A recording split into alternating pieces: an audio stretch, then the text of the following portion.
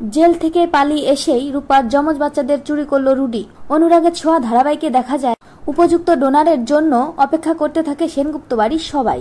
তবে দীপাকে সবাই আগলে রাখে। অন্যদিকে রূপার সন্তানের পৃথিবীর আলো দেখার সময় চলে আসে। হঠাৎ একদিন সূর্যকে ডক্টর ফোন করে জানায় যে ডোনার পাওয়া গেছে এবং দীপার চোখের অপারেশন হবে। সূর্য দীপাকে নিয়ে হসপিটালে চলে যায় এবং দীপার চোখের অপারেশন হয় এবং দীপা চোখে দেখতে পায়। অন্যদিকে রূপার ডেলিভারির সময় হয়ে যায়। তবে এই সব খবরই জেলে বসে পেয়ে থাকে রুডি। রুডি একেবারেই থামে না। রুডি সেই আগের মতোই প্রতিশোধ পরায়ণ থাকে। রুডির কোনোভাবেই শিক্ষা হয় না, বরং রুডি আবারও যে কোনো ভাবেই হোক সেনগুপ্ত পরিবারকে ধ্বংস করে দিতে চায়। পুলিশ যখন রুডিকে নিয়ে হিয়ারিং এ যাওয়ার জন্য গাড়ি করে যেতে থাকে তখন রুডি পুলিশের চোখে ধুলো দিয়ে গাড়ি থেকে লাফ দিয়ে পালিয়ে যায়। অন্যদিকে হসপিটালে ভর্তি হয় রূপা। রূপার দুটো যমজ সন্তান হয় আর রুডিও ওয়ার্ড বয় সেজে ওই হসপিটালে গিয়ে হাজির হয়। সবার চোখে ধুলো দিয়ে রুডি রূপার কেবিনে ঢুকে। রূপা যখন ঘুমোয় ঠিক তখনই রুডি ওয়ার্ড বয় সেজে রূপার যমজ বাচ্চাদের চুরি করে নেয় এবং রুডি রূপাকে বলতে থাকে, রূপা সেনগুপ্ত তুমি একবার হাত ফসকে বেরিয়ে গেছে, এবার তোমাদের আমি সব থেকে বড় ক্ষতিটা করে দিলাম। দীপা সেনগুপ্তকে প্রাণে মারতে না পারলেও প্রাণ ভোমরাদের কেড়ে নিলাম। এবার তোমরা সবাই মরবে আর সেনগুপ্ত বংশধরদের জায়গা হবে অন্য জায়গায়, যা কেউ কল্পনাও করতে পারবেন। এই বলে রুডি